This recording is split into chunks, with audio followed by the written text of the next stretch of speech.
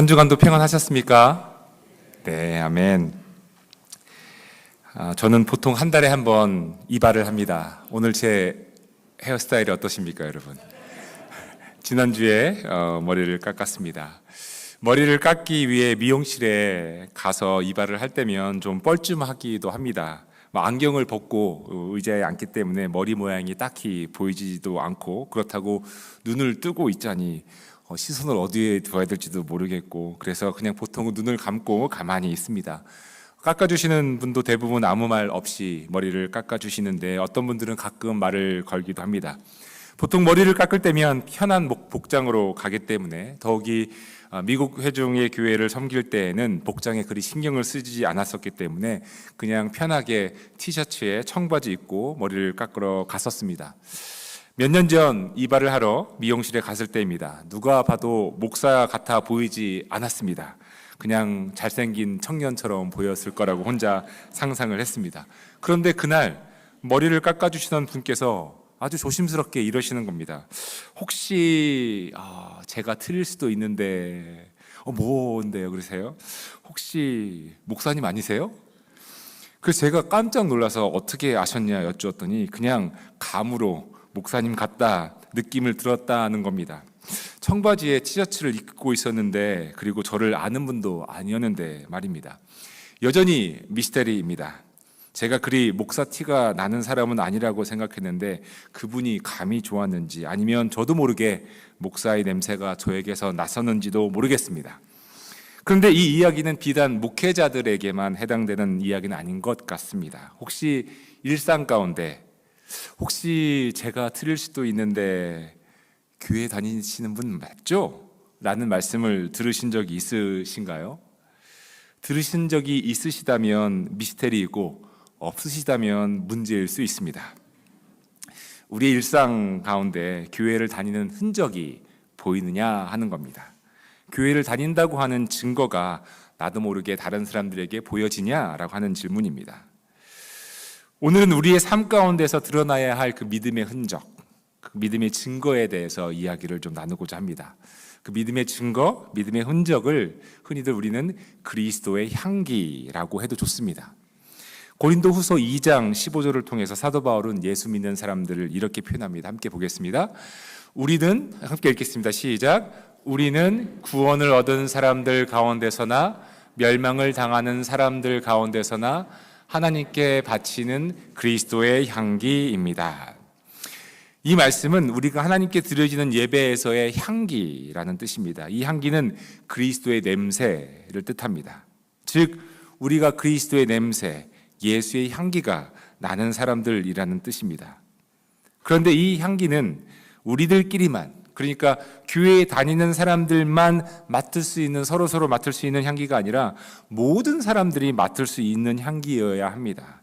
그리스도의 향기, 믿는 사람이라고 하는 증거가 우리에게서 나는지 오늘 말씀을 통해서 한번 살펴보겠습니다. 먼저 우리의 신앙의 영역에 대해서 생각해 보겠습니다. 여러분들은 신앙을 개인적인 영역이라고만 생각하십니까? 아니면 공적인 영역이라고 생각하십니까? 솔직히 이런 생각을 해보신 적이 없으신 분들이 많으실 것 같습니다. 저도 그렇습니다. 굳이 신앙을 개인적인 영역, 공적인 영역 이렇게 둘로 나누어서 어디에 속해 있는지 생각해 보지는 않았습니다. 하지만 우리의 신앙은 개인적인 차원과 더불어 공적인 차원에서도 증명되어야 합니다.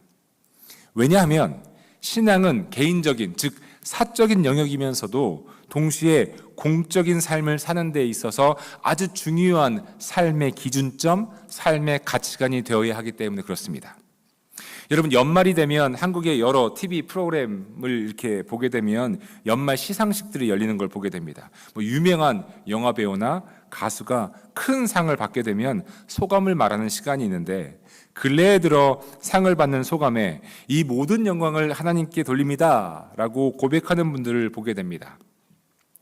사적인 신앙을 공적인 자리에서 꼭 말을 해야 하냐고 하시는 분들도 있습니다. 하지만 내 개인적인 신앙을 공적인 자리에서 말할 수 있는 것 또한 진리가 주는 자유함의 한 부분입니다. 그리고 형식적인 종교적 인사가 아니라 정말 상을 받는 것이 하나님의 은혜라고 믿는다면 그 고백을 하는 것은 당연합니다. 만약 신앙을 내 개인적인 차원에서만 이해하고 계셨다면 이제 내 신앙을 공적인 차원에서 어떻게 드러내며 살 것인가를 생각하실 때가 되었습니다. 사실 우리의 신앙은 공적인 영역에서 더 많이 고백되고 실천되어야 합니다. 만약 나의 신앙을 나만을 위한 것으로 여기고 다른 공적인 영역에서 드러나지 않는다면 그것은 신앙이 사교의 형태, 즉 private religious practice로 그칠 수밖에 없습니다.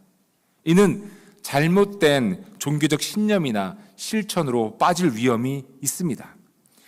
신앙이 사교의 형태로, 공교가 아니라 사교의 형태로만 머문다면 신앙의 실천이 일상생활에 있어서도 사교적 행위로만 남게 됩니다. 실례로 아이가 아팠을 때 병원에 데려가지 않고 기도만 하면 낫는다라고 하는 편협하고 왜곡된 신앙은 신앙의 공적인 영역을 철저하게 배제한 결과입니다.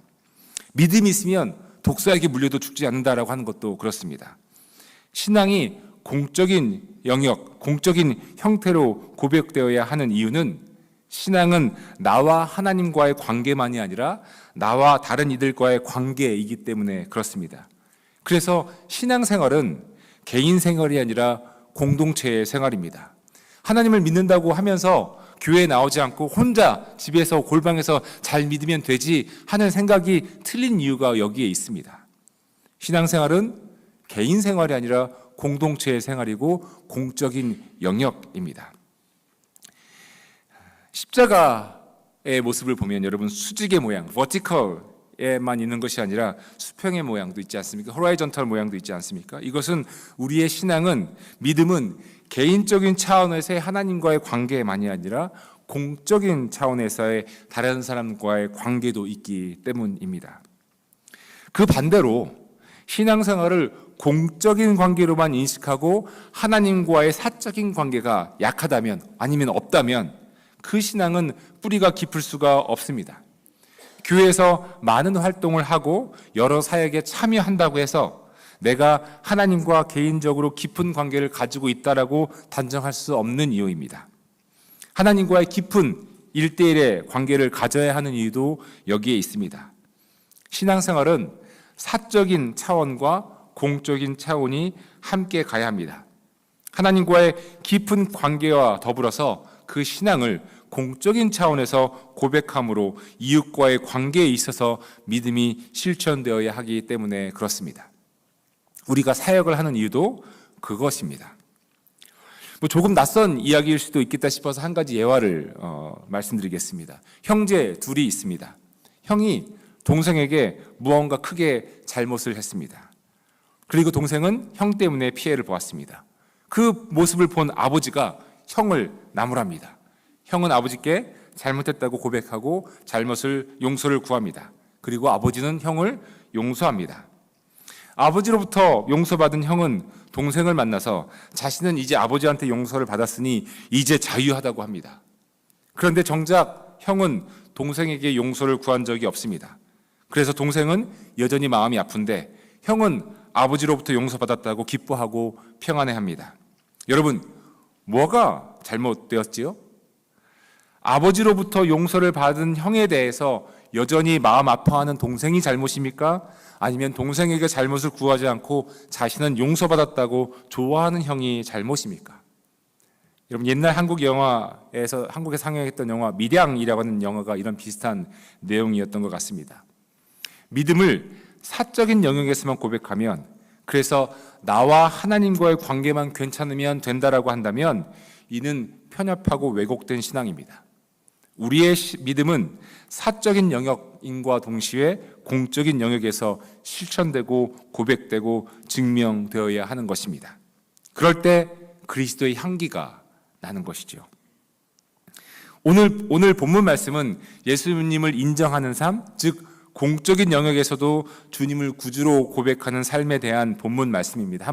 다시 한번 본문 말씀을 보시겠습니다. 이렇게 되어 있습니다.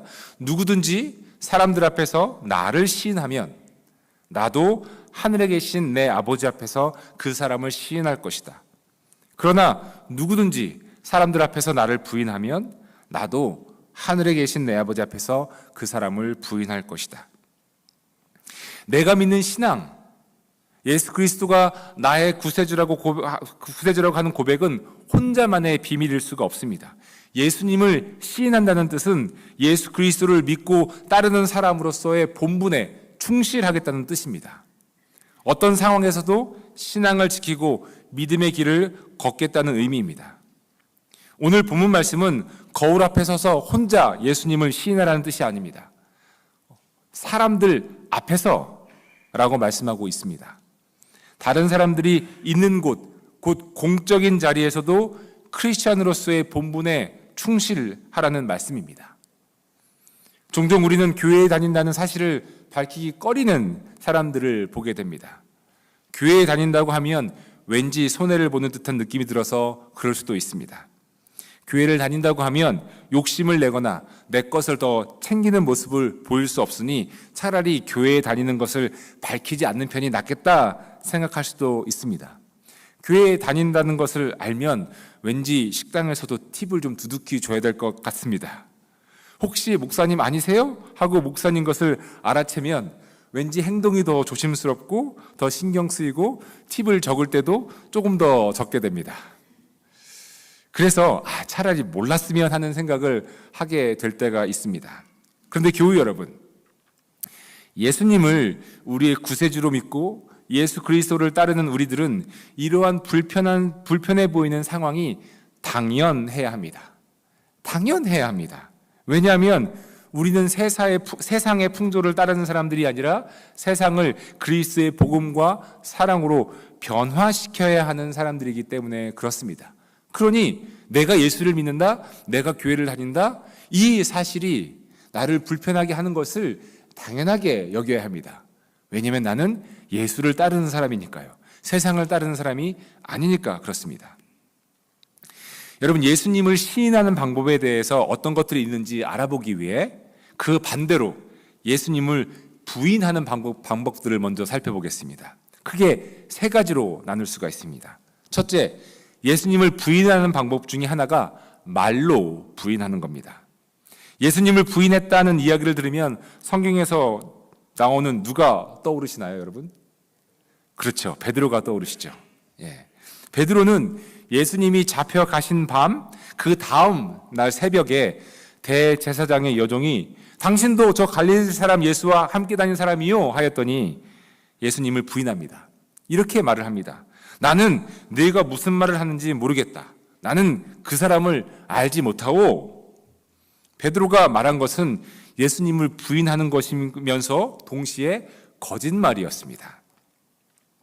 오늘날 우리 중에 베드로처럼 우리의 신앙을 거짓말로 부인하는 사람은 없을 것입니다.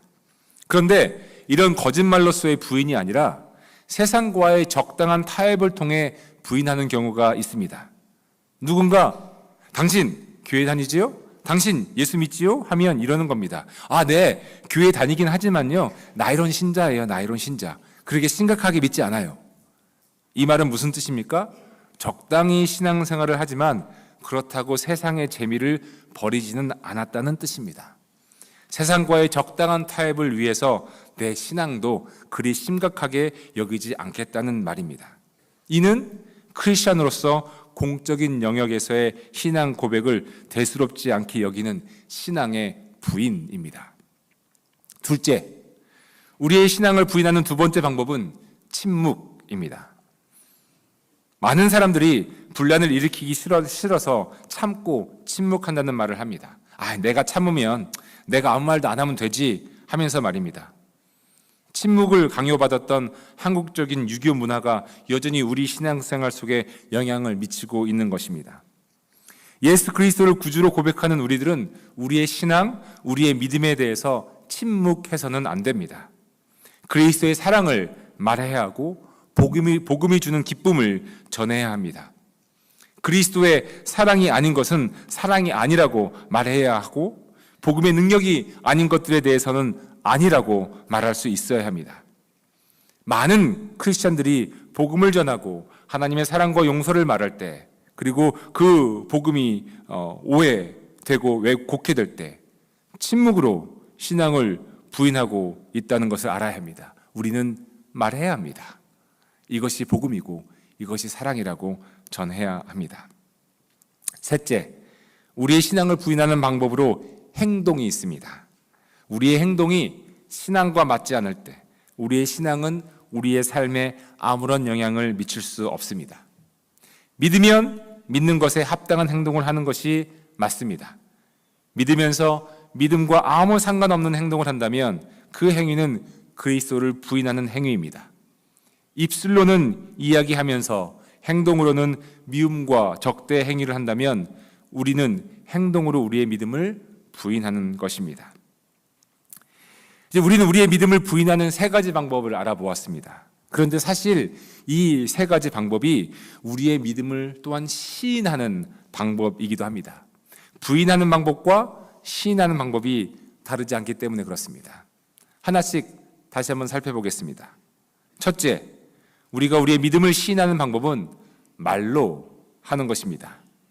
우리 남자분들 중에 꼭 말을 해야 아나 하시는 분들이 있습니다. 그렇죠? 네, 말을 해야 압니다. 말을 하지 않으면 모르더라고요. 사랑하면 사랑한다고 고백해야 합니다. 사랑하는 마음만 갖고 말을 하지 않으면 그 사랑을 시인할 수 있는 방법은 말로는 없습니다. 그렇지 않습니까? 우리 남녀가 서로 연애할 때 자기나 사랑해? 아유, 뭐 꼭 말로 해야 알아. 말로 해야 알지 않습니까, 여러분? 말로 고백해야 합니다. 자녀들에게도 마찬가지입니다. 자녀들이 너무 사랑스러우면 자녀들에게 사랑한다고 말을 해야 하는 것과 같습니다. 우리가 믿음이 있다면, 신앙이 있다면 말을 해야 합니다. 나는 예수님을 믿습니다. 나는 예수 그리스도를 믿습니다. 나는 천국과 지옥을 있다고 저는 믿습니다. 왜?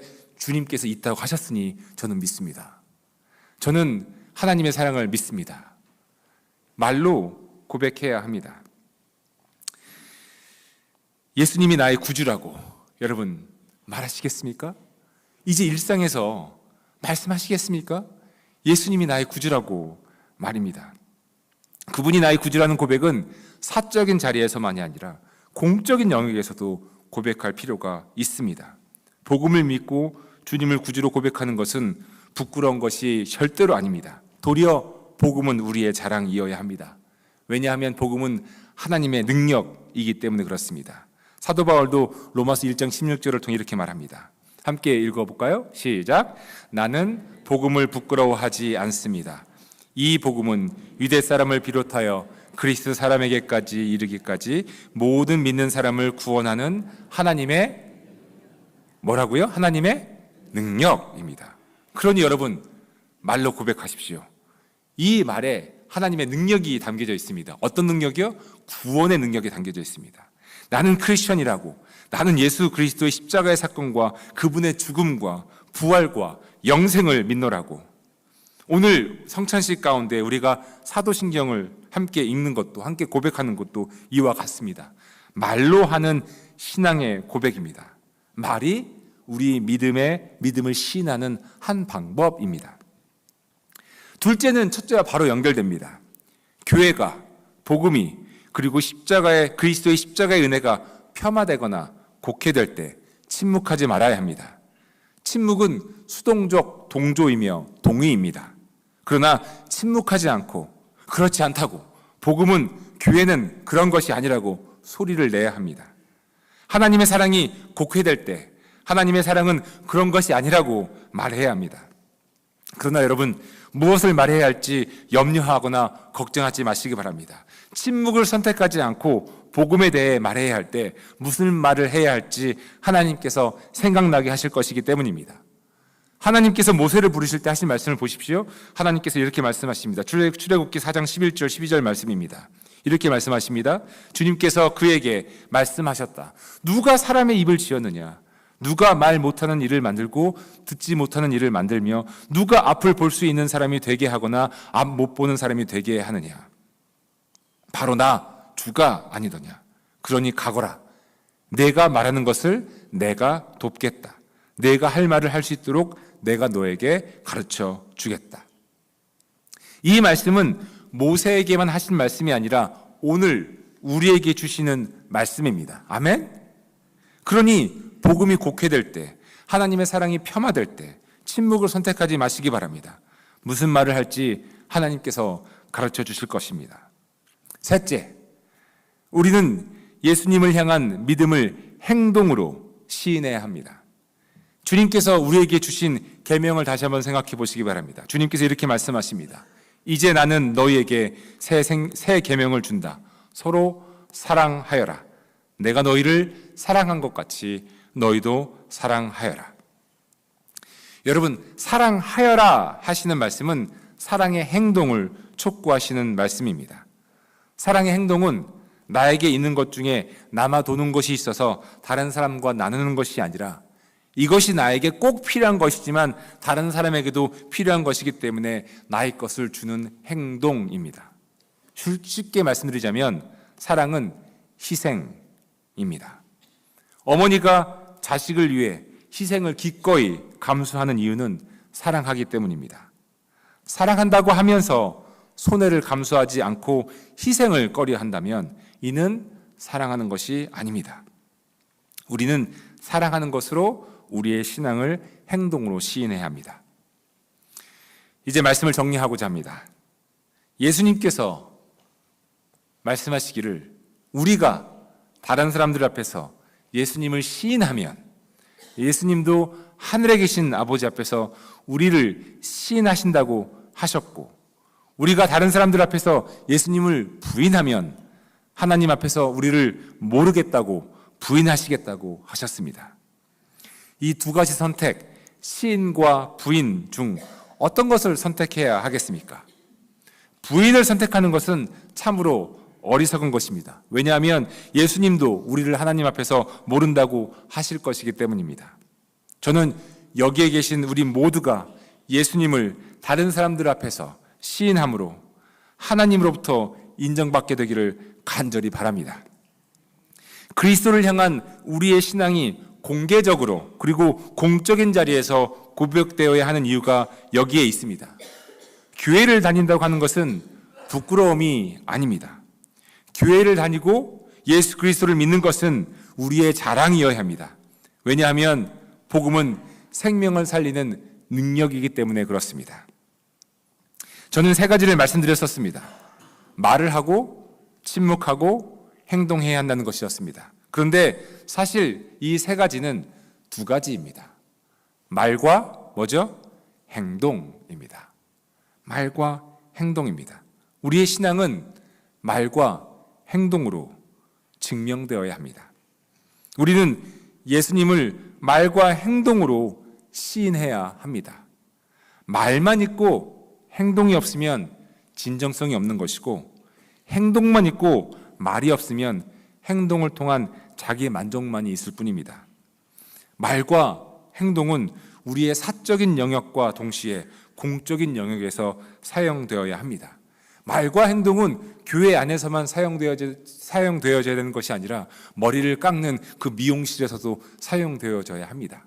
청바지를 입고 티셔츠를 입었어도 나는 예수 믿는 사람이라고, 나는 목사라고, 나는 교회 다니는 사람이라고 이렇게 고백되어져야 합니다. 이것이 우리를 세상과는 다른 사람들, 즉 크리스찬들임을 증명하는 방법입니다. 내가 교회 다닌다고, 내가 예수 믿는다고 이야기한 다음부터는 행동이 더 조심스럽지 않습니까? 그렇죠? 그렇게 행동을 조심스럽게 해야 합니다. 내가 예수 믿는다고 말을 하고 나서는 그 다음부터 말이 조심스럽지 않습니까? 네, 말 조심스럽게 해야 합니다.